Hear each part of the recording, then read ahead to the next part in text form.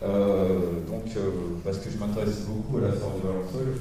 Et donc, à l'âge de 14 ans, voilà, c'était en 99, 1999, je me suis rendu à Valençol et l'année d'après, j'ai rencontré le témoin Maurice Mas au Café des Sports. D'ailleurs, j'ai pu voir qu'il ne voulait plus trop parler de l'affaire. C'est un peu normal, il voit débarquer deux adolescents, parce que j'étais avec un ami, qui lui pose des questions sur l'affaire. Il n'avait peut-être pas trop envie de parler ce jour-là. Donc j'ai mené, on va dire, la première enquête de terrain, qui était donc d'aller voir,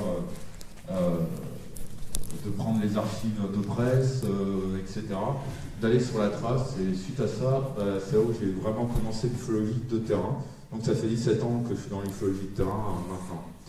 Donc ensuite, je me suis rendu aux rencontres ufologiques européennes de Châlons-en-Champagne en octobre 2005, où j'étais au stand de la centrale ufologique de Gislain Sanchez. Ce sont eux qui ont créé quelque chose qui existe toujours, ce sont les opérations Suricat. Et à Châlons a été tournée la première vidéo de ma web TV, qui s'appelle ODF TV, qui signifie les ovnis dans l'histoire, enfin OVNI, OANI ou STNI dans l'histoire. Et donc c'est une web TV donc, qui a 11 ans et demi d'existence, et donc je parcours la France donc, pour interviewer les anciens ufologues, des fois de très anciens ufologues, des doyens de l'ufologie, comme le centenaire de l'ufologie qui vit du côté de Cavignac, à côté de Bordeaux, et qui est beaucoup plus ancien que Guy Tarade. On croit souvent que c'est Guy Tarade le doyen, mais c'est lui. Et aussi la doyenne de l'ufologie que j'ai revue à Paris dernièrement, qui est Francine Forêt, qui était l'une des personnes qui était au GEPA. Le GEPA, c'était l'association qui avait avant le GEPAN. Le premier GEPAN de 1977. Et dans cette association, il y avait un général de l'armée de l'air, c'était le général Chassin. Donc il publiait une revue qui s'appelait Phénomènes spatiaux, et donc qui est disponible en coffret à l'heure actuelle.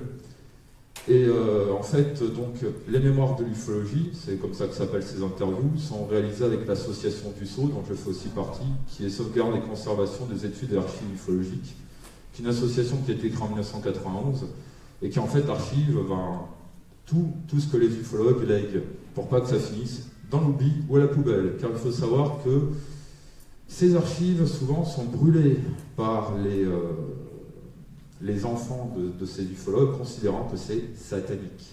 Voilà, ça arrive souvent. Il y a eu pas mal de cas comme ça où ils sont jetés à la poubelle. Et tous ces travaux, il faut pérenniser le travail des anciens.